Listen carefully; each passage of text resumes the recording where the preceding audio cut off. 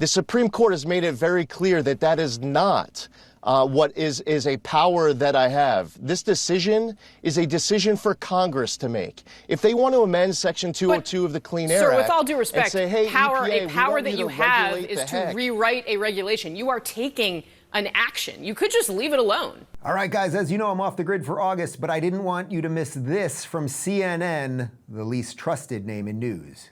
Do you think the federal government should have a role in trying to combat climate change? It's a great question, and I'm at the EPA and running an agency. The Supreme Court made it very clear that I have to follow the law. I have to follow the plain language of the law, and I can't get creative. So when you read through the 2009 endangerment finding, they say that where there's silence in the law, there's gaps, that I should just be interpreting that as my own discretion.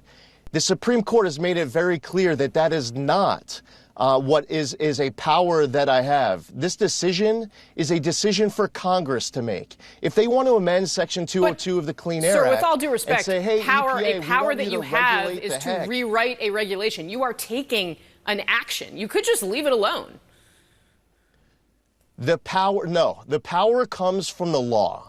I don't get to just make up the law. Just because a predecessor decided to fill in vague language in the law to do many mental leaps to try to justify an electric vehicle mandate and trillions of dollars of regulation to strangulate out of existence entire sectors of our energy economy. You were posting earlier a whole bunch of photos of stationary sources. Well, the Biden administration did do a whole bunch of regulations to try to make, for example, the coal industry get regulated out of existence. There are people out there who like wind. I come from a state where the governor says that New York is a substitute for baseload power. It's not.